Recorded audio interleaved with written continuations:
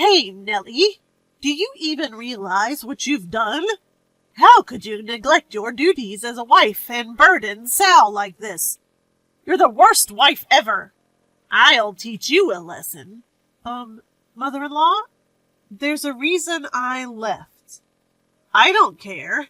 We've decided to move to a brand new beautiful apartment. If you want to live with us, I'll tell you where it is.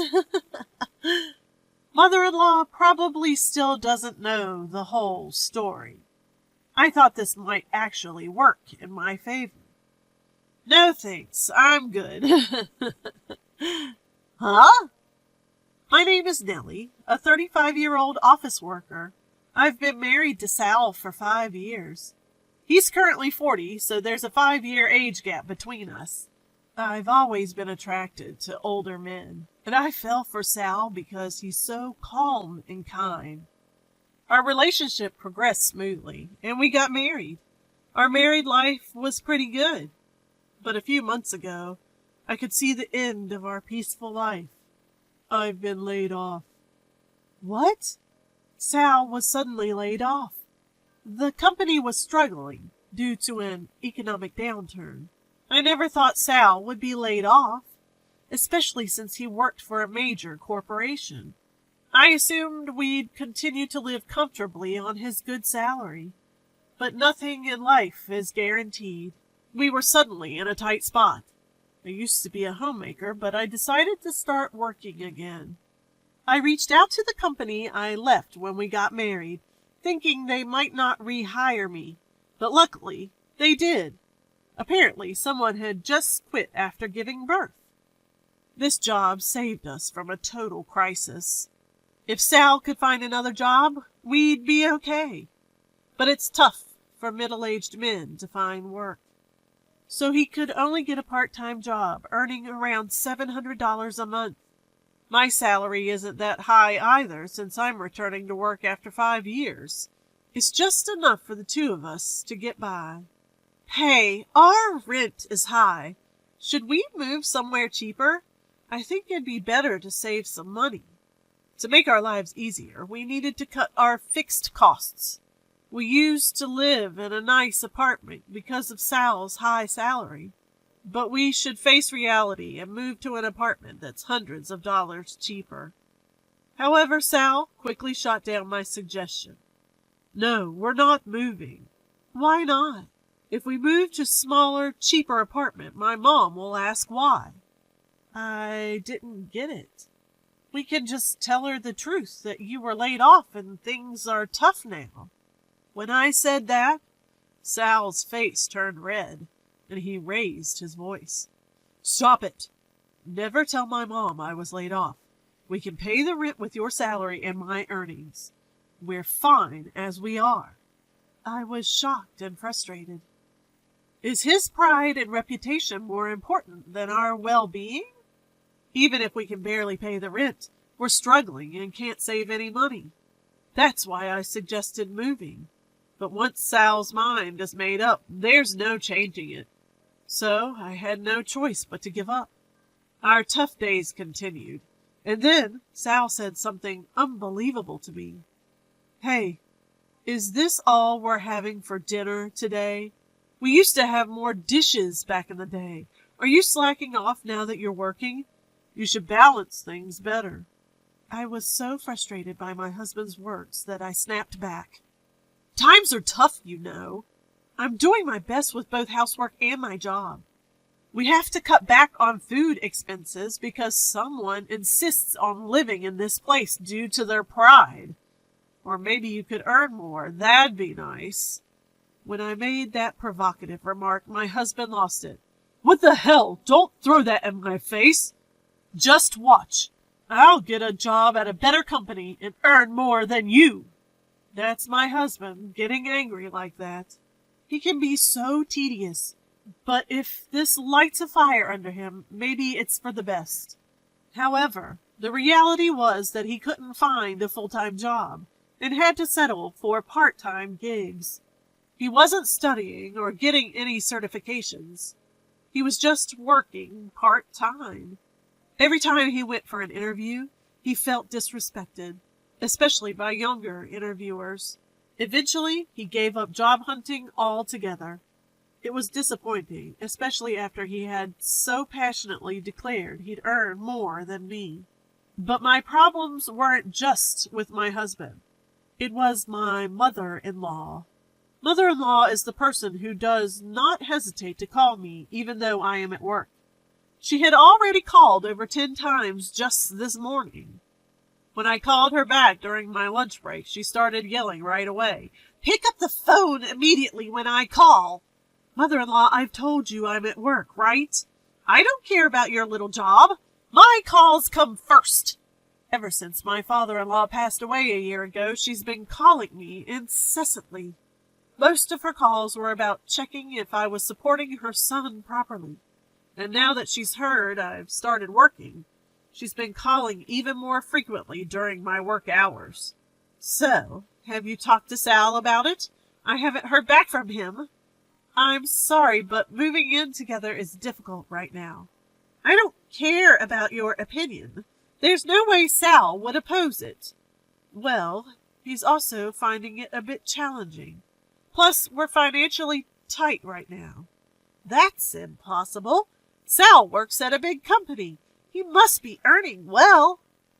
I always find myself at a loss for words when she says this. My husband asked me not to tell her about his layoff, so I can't tell her the truth. She probably thinks I'm lying about our financial struggles. Her calls are relentless, not just during work hours, but also when I'm at home. Look, a wife should prioritize supporting her husband, and valuing your husband means valuing his mother. You haven't visited us in a while. You should come over. But I'm exhausted from my full-time job, and my husband's part-time job even takes up some of his weekends, so we hardly have any days off together. So, our days don't match. Sorry, both my husband and I are so busy that it's hard to coordinate our schedules. I don't care about your convenience. Besides, Sal is off on the weekends, right? One of you can come over." Mother-in-law seemed quite frustrated and kept pushing. I was about to reach my limit and decided to tell her the truth about my husband. "Well, my husband is working on weekends, too." "What? What do you mean?" Actually, just as I was about to spill the beans, my husband, who had been lounging on the sofa watching TV, rushed over and grabbed my phone. "Mom! Sorry I haven't been able to visit lately. I'm working on a big project right now and even working on weekends. I promise I'll come to see you once things settle down." With that, he hung up and handed my phone back. "Why did you do that without asking me? Why were you about to tell my mom everything?" "We should just be honest? She'll keep misunderstanding and nagging me forever." "I don't want her to know. Just drop your silly pride for once." "Shut up. You've been living off me, and now you're talking back." He stormed off to his room. Life was already stressful, and on top of that, I had to deal with mother-in-law's snide remarks and my husband's selfishness. He always said his part-time day job was tough and never did any housework. He wasn't working full-time, just working on the weekends and maybe once or twice during the week. I wish he'd either find another job or at least help with the chores. Or I want you to remember housework and take the initiative. He's not pulling his weight, and I'm the one earning more, yet he complains about everything. I decided to leave home for a while. I went back to my parents' house for about a week to make him realize the difficulty of household chores. I had told my parents everything about our situation. They kept saying, "You should get a divorce." But I didn't want to give up so easily. We had been married for 5 years, and it was a love marriage. If we were to divorce, I wanted to try everything possible to make it work. Sure enough, my husband called when I got to my parents. "Hey, when are you coming back? What about my dinner?" "I won't be back for a while. You'll have to do the chores yourself." "What? Stop joking and come back and do the chores." "No, I won't. I want you to understand how hard it is to do all the cleaning, laundry, and cooking. You'll realize how tough it was for me to do all that while working." I hung up. He called several times, but I ignored them all. Life at my parents' was so comfortable. Chores were divided among the three of us, and my mom cooked delicious meals, saying, "You must be tired." It felt so good to have meals served without doing anything. I stayed at my parents' for about a week. I wanted to stay longer, but my workplace was far from my parents', and I thought my husband might have realized the difficulty of household chores by now. I returned home after a long time. I was worried the house might be a mess, but it was cleaner than I expected. However, something felt off. Could it be? I checked my husband's room and noticed his clothes and suitcase were missing. He must have gone to mother-in-law's. I called him. "What do you want now?" "Where are you?" "At my parents' house." "You didn't go there right after I left, did you?" "That's right." "What are you thinking? That defeats the purpose." "It's your fault for leaving in the first place. I'm angry. I'm not coming back." "What do you mean?" "I'm going to live with my mom." "You're moving back home?" "No, we rented a new apartment and moved in." "What?" I was confused. As I was searching for words, the voice on the phone changed. "Hey, Nellie, do you realize what you've done? How dare you abandon your duties and burden Sal? You're the worst wife ever. I'll teach you a lesson." "Look, mother-in-law, I had my reasons for leaving." "I don't care. We've moved to a new, beautiful apartment. You want to join, right? If you agree to live with us, I'll tell you where it is." She probably didn't know anything. I thought this might work to my advantage. "No, thanks." "What?" She was taken aback by my quick refusal. "So I won't be coming." "You mean you'll live alone?